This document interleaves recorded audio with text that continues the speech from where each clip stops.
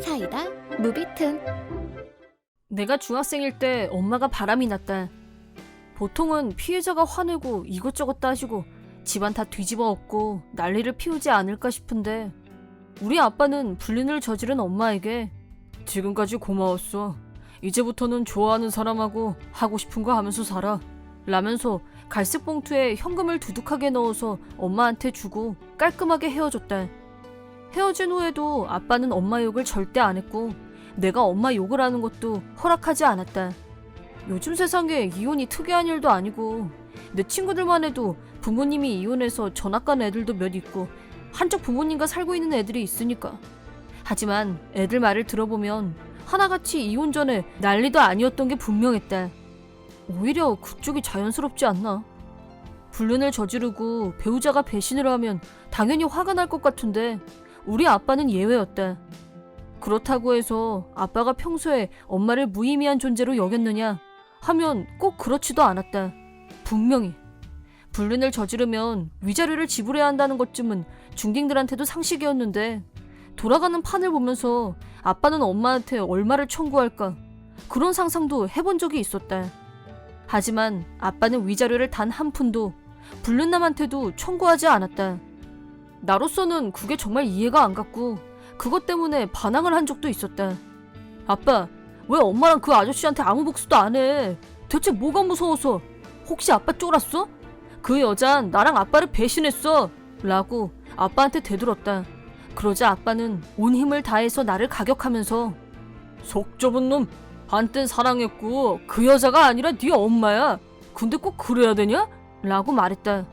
그땐 일단 너무 아팠고 내가 왜 맞았는지도 모르겠고 뭐가 뭔지 뒤죽박죽 엉망진창이었다. 그땐 아직 어려서 아빠의 속마음을 이해하기 힘들었고 그저 화가 나서 미칠 것 같았다. 폼 잡고 말은 하지만 내 눈엔 그저 아빠가 못나 보일 뿐이었다. 왜 우릴 배신한 엄마한테 아무런 벌도 내리질 않는지 그건 내가 할 수 있는 일이 아니라서 더 화가 나고 속이 뒤집혔다. 마음 한편에 돌멩이를 얹어놓은 채로 엄마 없이 아빠와 둘이서 살게 됐다. 다행히 아빠는 청소도 요리도 필요한 만큼은 하셨고 엄마가 없다고 해서 당장 크게 불편한 일은 없었다. 하지만 나는 아빠처럼 엄마를 조용히 용서할 수가 없었다. 부모님이 이혼했다고 하니까 경험 있는 친구들이 너는 위자료 얼마로 합의 봤어? 라고 묻기도 했다. 내가 우리 아빠는 10원도 청구 안 했어 라고 하면 다들 깜놀하면서 자기들 멋대로 얘기를 지어냈다. 분명히 말하지만 내가 원한 건 돈이 아니었다. 다만 아빠가 아무것도 하지 않는 게 억울했을 뿐이다. 엄마와 이혼하고 한참이 지난 어느 날 아빠가 갑자기 엄마가 너 한번 보고 싶대. 가서 만나고 와. 라고 말했다. 나를 배신하고 떠날 땐 언제고. 난 보고 싶은 마음이 털끝만치도 없었지만 아빠가 꼭 가서 만나라고 하도 강조를 해서 어쩔 수 없이 만나러 나갔다.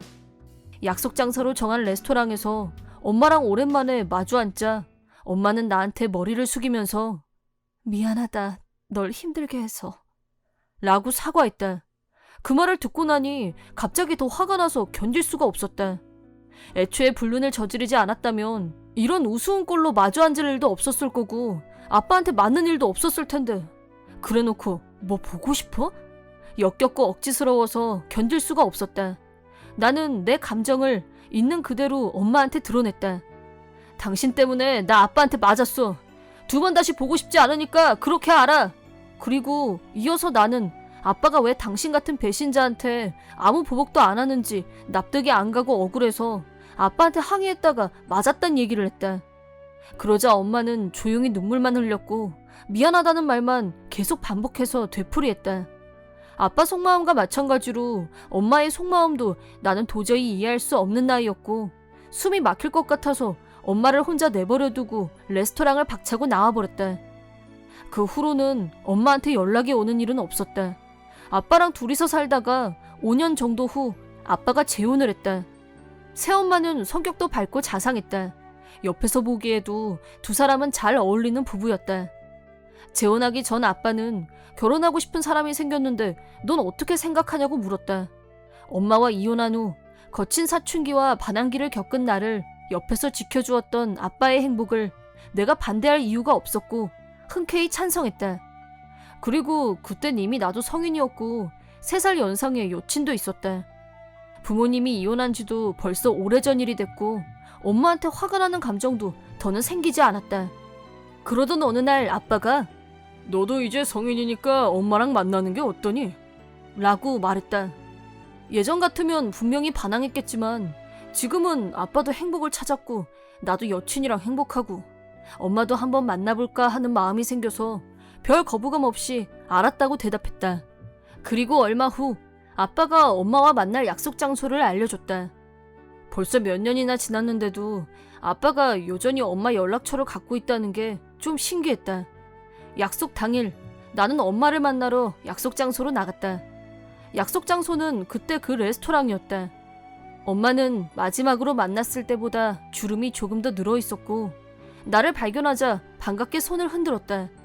내가 자리에 앉자 이제 성인이니까 너도 술 마실 수 있겠다. 그치? 라고 물었다. 내가 라고 하자 기쁜 얼굴로 와인을 주문했다.